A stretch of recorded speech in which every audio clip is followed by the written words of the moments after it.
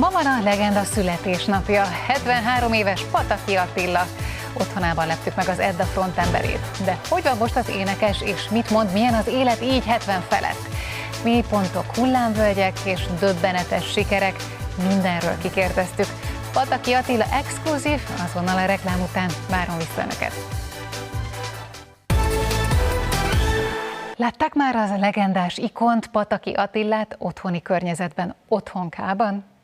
Ha nem, akkor jól figyeljenek, ugyanis mi most megleptük őt, becsöngettünk hozzá, hiszen ma van a 73. születésnapja. Hogy reagált az Edda frontembere a váratlan belépőnkre, azt mindjárt Önök is láthatják.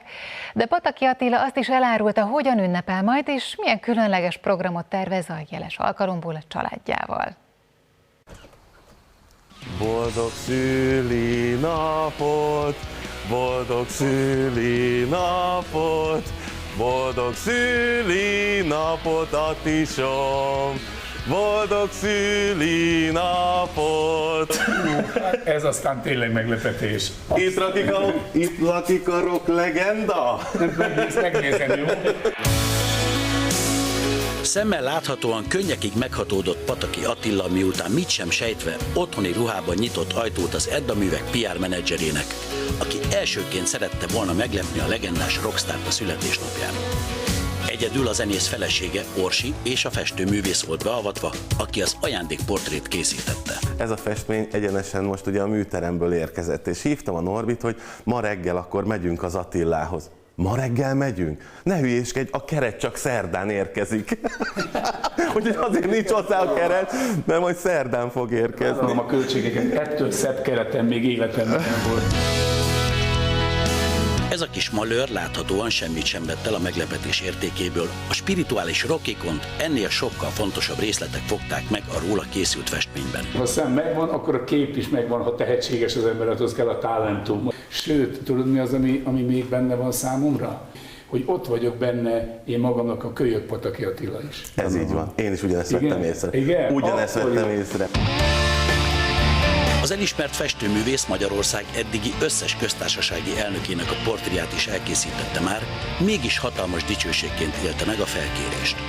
Hát nagyon megtisztelő volt, köszönöm még egyszer a lehetőséget, amikor Ádám megkeresett. Hát a repertoárban már tényleg hiányzott egy igazi rockstar, tehát így a portréfestészetbe, és hát örülök neki, hogy sikerült meglepni. Az Edda Művek frontemberén szemmel láthatóan nem fog az idő. Csibészes mosolya mit sem változott az elmúlt évtizedek alatt, és ha nem tudnánk, hogy már elmúlt 70, biztosan senki sem hinné el neki. Hát először is az a legfontosabb, hogy édesanyám mindig arra tanított, hogy a kor nem érdem, csak állapot, kisfiam. Rajtad múlik, hogy mivel töltött ki. Úgyhogy én igazán tényleg nem figyelem. Meg a rockzene abszolút konzervált, tehát ez régi történet, mert ezt sokan elmondták már. Az éppen ma 73 éves Pataki Attila néhány héttel ezelőtt mesélte el a Tények Pluszban az Edda Művekbe való bekerülésének mesébe illő történetét. Minden a szülővárosában, Miskolcon kezdődött fél évszázaddal ezelőtt. A helyi egyetem klubjában tartottak meghallgatást az énekesposztra. Akkor még senki sem sejtette, hogy azon a napon megszületett a hazai rock legnagyobb állócsillaga. Tegnap volt itt nálam Ferenci Zoltán gépészmérnök úr, aki 1974. január 3-án a Miskolci Műszaki Egyetemen fogadott engem. Ott volt az egyetemi zenekarok Edda, énekesüket elvitték katonának, és kellett egy énekes. És beállítottam a 12 húros frámuszommal, ami az első gitárom volt, amit egész nyáron egy mélytelepen dolgoztam, és úgy tudtam nyár végén megvenni, beállítottam. Ott volt a dobossal, Halász Jóskával kezdődött, a szegény meghalt, ott volt, és casting volt, eldöntötték, jöttek egy páran próbálni, hogy ki lesz az énekesük, és én lettem. Az ország egyik kedvenc rock együttese nem csak ma, hanem egész évben születésnapot ünnepel. Az 50 éves Edda Művek hónapok óta turnézik, és ebből az alkalomból több mint 50 koncerttel kedveskedik a rajongóinak. Kíváncsiak voltunk, hogy ilyen feszített tempó mellett a frontembernek lesz-e ideje arra, hogy egy kicsit elvonulva a Rivalda fénytől ünnepelje meg a 73. életévét.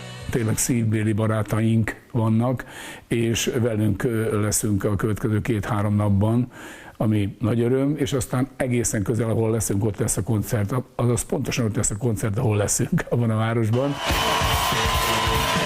A zenekar most hosszú turnéjának éppen a felénél tart, de ahelyett, hogy fáradnának, egyre nagyobb lendülettel vetik bele magukat a fellépésekbe.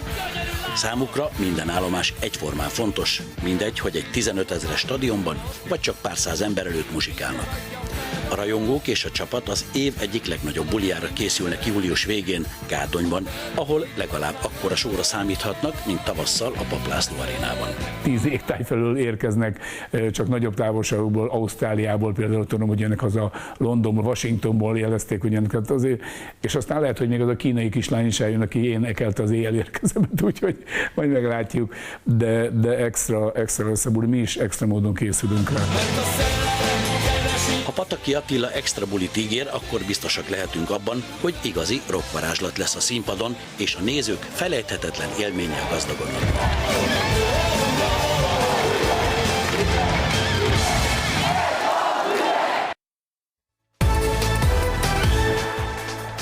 A világ legszebb repterén át Bali luxusába, ordítozás. Richter